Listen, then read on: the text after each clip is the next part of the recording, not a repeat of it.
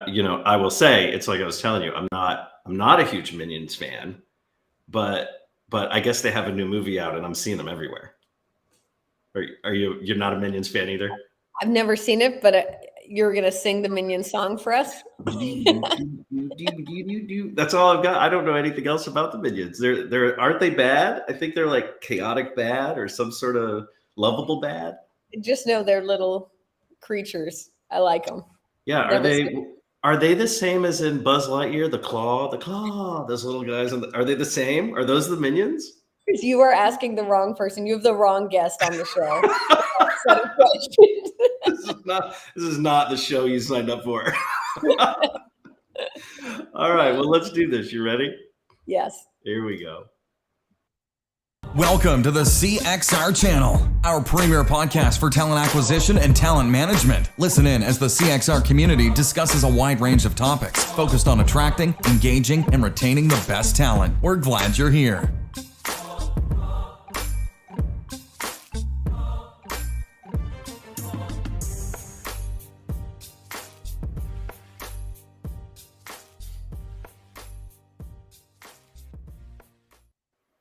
All right, everybody, welcome to today's edition of the CXR Recruiting Community Podcast. It doesn't actually have anything to do with Minions, except I'm still crying, actually, unfortunately.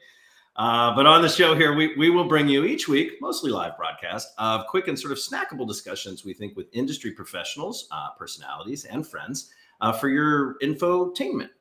I'd like to encourage you to please click on the subscribe and like buttons and to reach out to us directly with feedback about the show. After, I think, a few hundred episodes, which of course can all be found at cxr.org/podcast, we have come to find an enjoyable rhythm in this fun labor of love. And of course, that's exactly what this is. We do not have sponsors or ads or any paying guests. This is just us talking with folks that we want to connect with and share those conversations with you. Now, today's guest is no stranger to the Career Crossroads community. She's a bit of a titan in the space and a friend to Jerry and myself. Let's welcome her to the show and say hello to Athena Karp. Athena, how are you? Thanks for having me, Chris. Great. Welcome. I'm upset you didn't wear your Minions hat. It seems you're not a big hardcore fan. Everyone's going to affiliate me with the Minions, and I've never seen it. Well, now I'm going to send you the DVD. Now you're going to have to watch it. And then I also need to buy a DVD player. So That's a good point. I'm aging myself. Thank you for that. I'll send you the stream. I don't know how that works. Look, Athena, for those who don't have the pleasure and the joy of having met you or maybe knowing a little bit about you, can you give us what I like to call an escalator pitch? So give us that quick pitch of sort of who you are and sort of what's really going on in your space right now. And then I think we've got a fun topic to talk about today that some folks might not be expecting. But let's get to know Athena a little bit. Who's Athena? Yeah. So I started HiredScore, this company that I've run for the last 9.5 years, really with one goal, and that was how do we make hiring, promotions, workforce decisions more fair and efficient. We've been focused on that for a decade, hope to be able to focus on that for many more decades.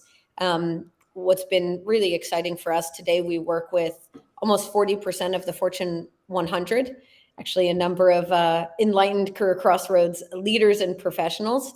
We started in many ways with that, how hiring and recruitment processes could be more fair and efficient, leveraging augmented solutions and really connected to the technology stack, the ecosystem, and then move to internal mobility, and then move to total talent management, and now to workforce planning.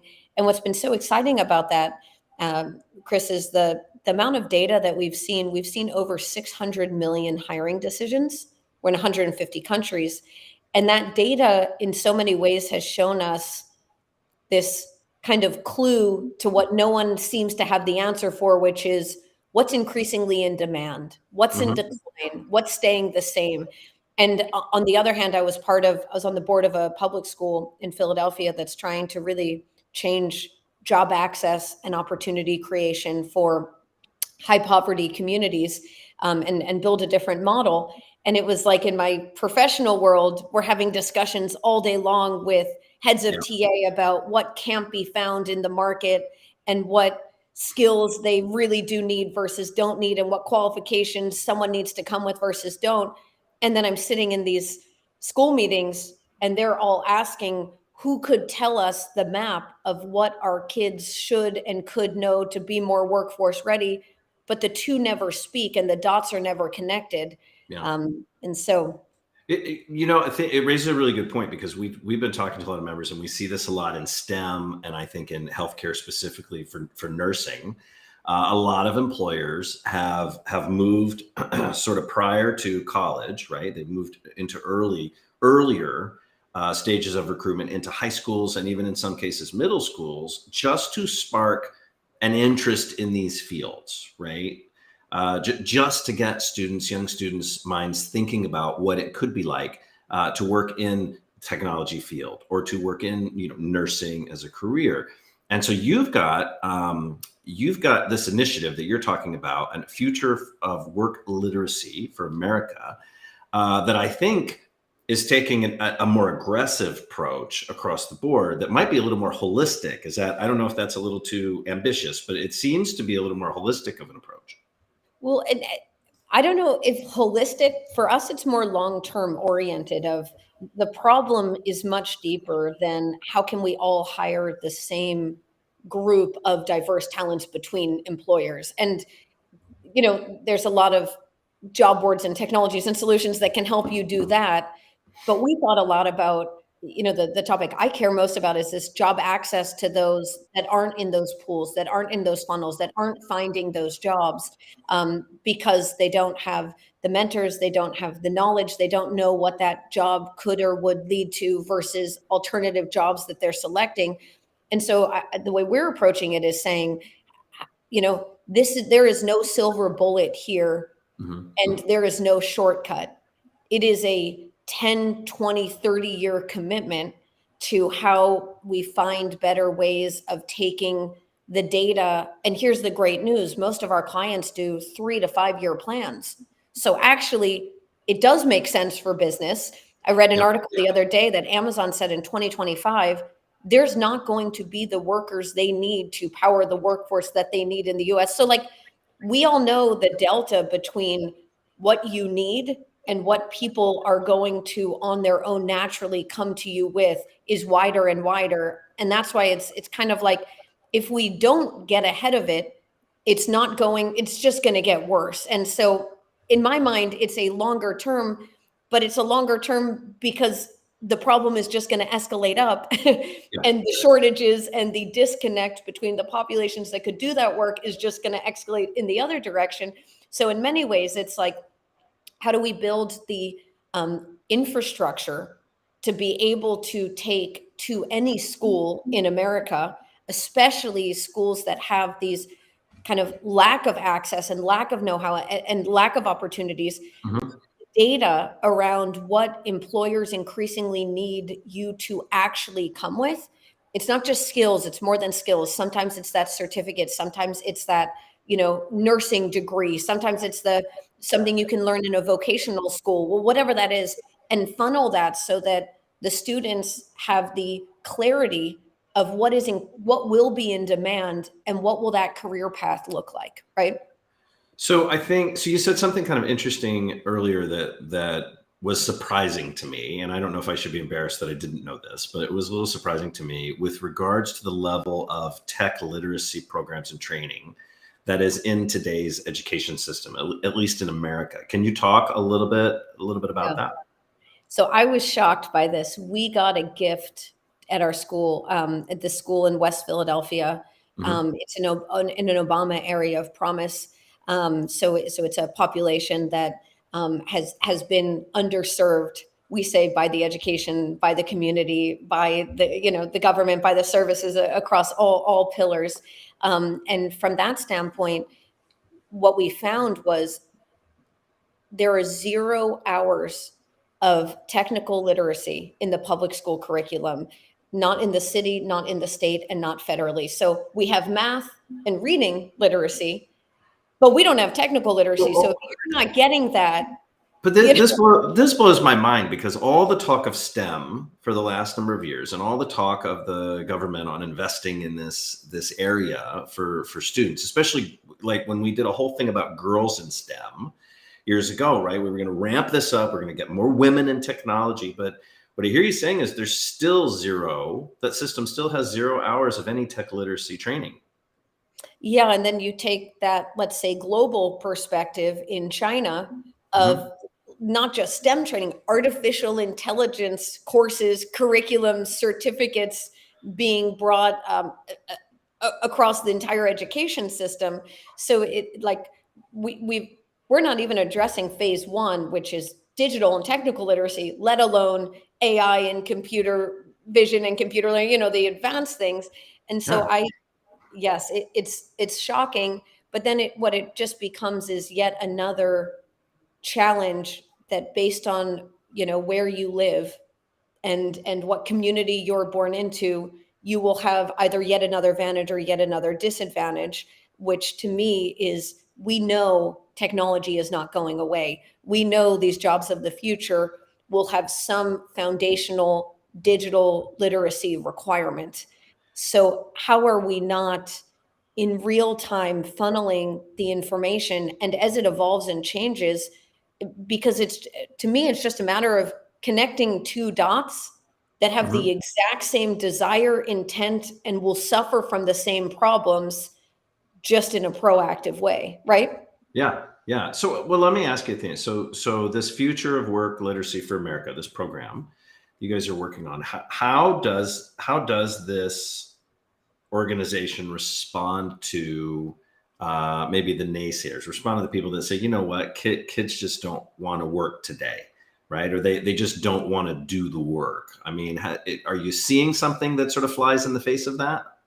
Yeah, so we actually had some fascinating data during COVID, that our high school students, when we were told that kids don't want to work, or these kids don't want to work, and then we actually looked at the year of the lockdown, what percentage of our kids went and got jobs that were in, I think, 11th and 12th grade.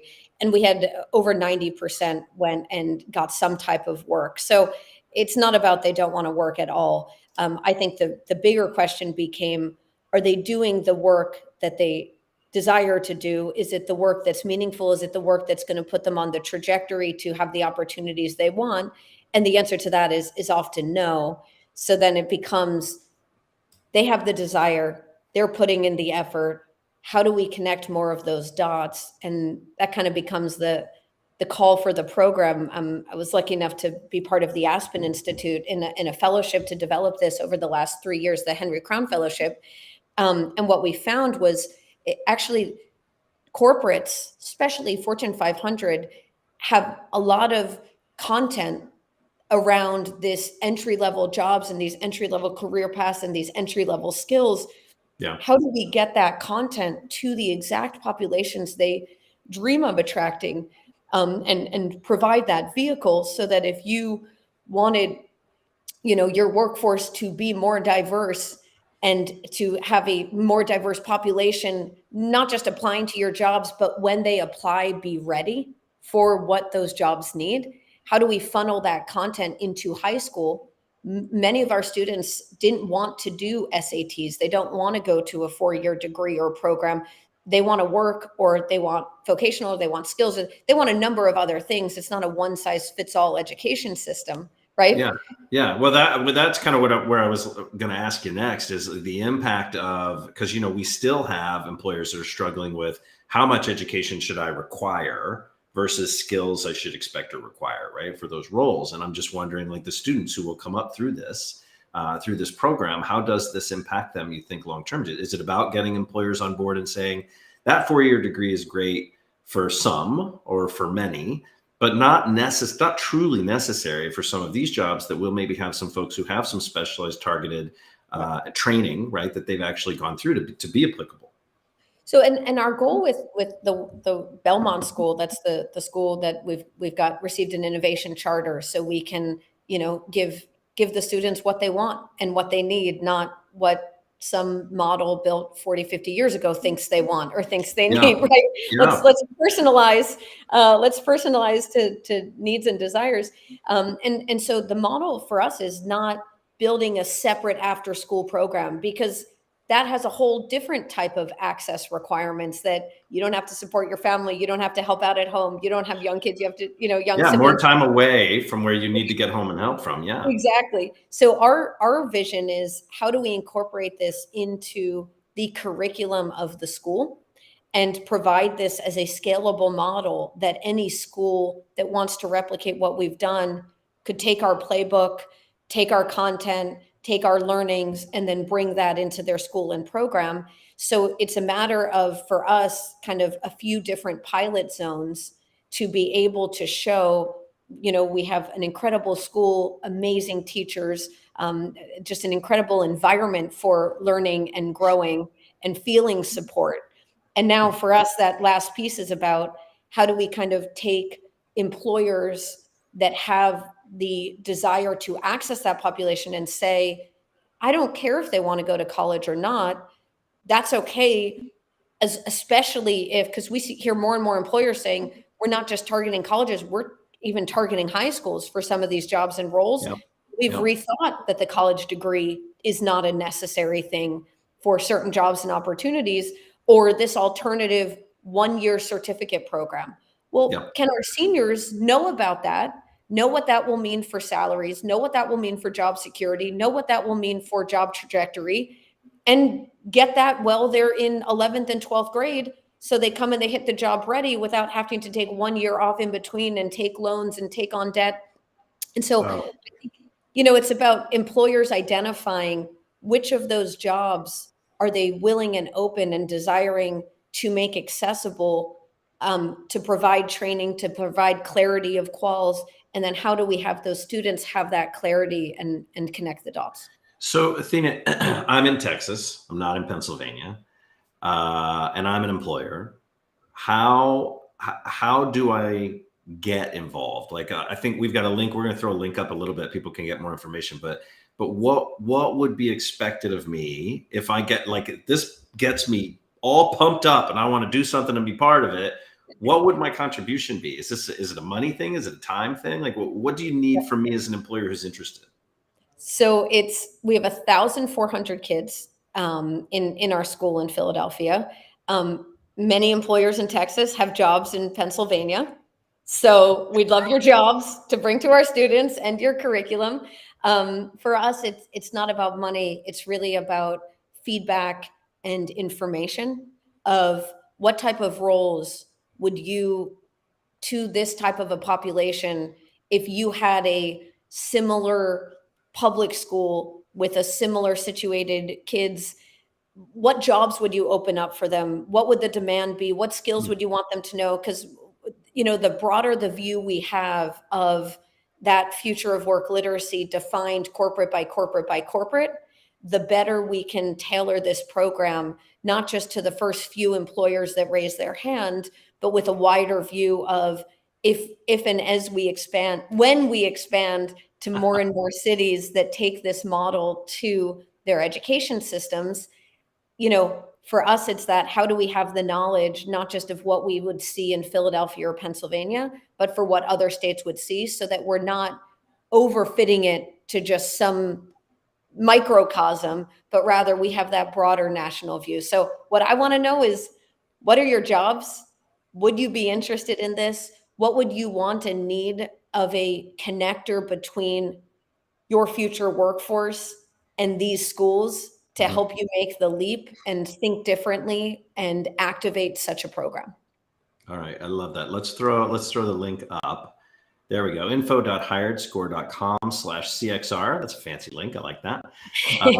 We throw that up for those who may not be watching or just listening. Again, it's info.hiredscore.com/CXR. And you can get more information there. You can reach out directly to the team that's sort of helping to drive that. Athena, as I think Career Crossroads has a pretty rich community. We're going to make sure that we promote this internally, but we also have a nonprofit that is the CXR Foundation.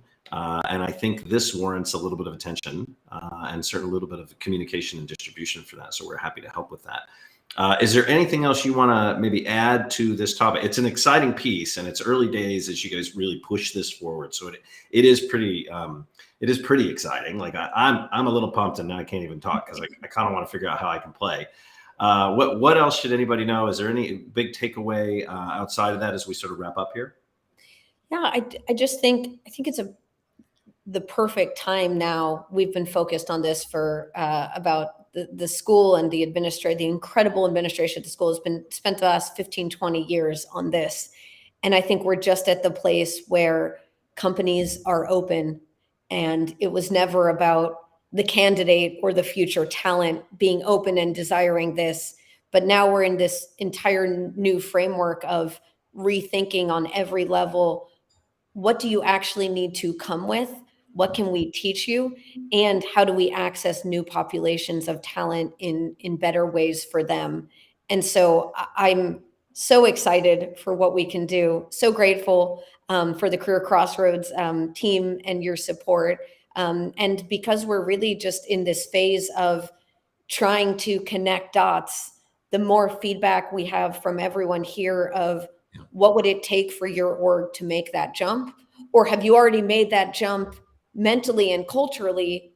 You just don't have those connector orgs to help you connect those dots. And the more that we can learn where each of these companies is at, kind of the better we can figure out what services and what infrastructure we need to provide. I love it. I love it. It's super exciting. It's just admirable that the work you're doing and the folks that are leaning in on that. So we are going to have to schedule something where you can come back with some status updates, and anything we can do to help pull those dots together, get everything connected, you know that we will. Athena, thank you so much for your time. You're super. I got a lot of Athena this week. We've had quite a few meetings this week. I got a lot of questions. So inspired. Love Career Crossroads. Can't say enough about how you bring our whole community together and how you make our community better. So thank you. So we're all doing it together. So it's good stuff. I'm going to put you in the green room. So if you'll just hang out just a little bit for me, is that all right? Yeah. Thanks, Chris. Okay. There are no minions in the green room. You will be safe. No minions. Hold on. All right, everybody. I just want to say thanks again for everybody dialing in. Don't forget, subscribe and like the buttons on there. I want to remind you too, cxr.works/podcast is where you can check out hundreds, literally hundreds. Don't judge us on the early days. We were learning as we went of our episodes. You can follow us on Twitter at CareerXRoads. You can follow us on Facebook, facebook.com/CareerXRoads. We're also on LinkedIn. You can do the math on that one yourself. And if you're interested in figuring out what's going on next with any of the community events for both alumni members and for everyone open to the public, just head out to cxr.works/events. And with that, we're going to say goodbye to everybody, and we'll see you next week. Thanks for listening to the CXR channel. Please subscribe to CXR on your favorite podcast resource and leave us a review while you're at it. Learn more about CXR at our website, cxr.works, facebook.com and twitter.com/careercrossroads, and on Instagram at CareerXRoads. We'll catch you next time.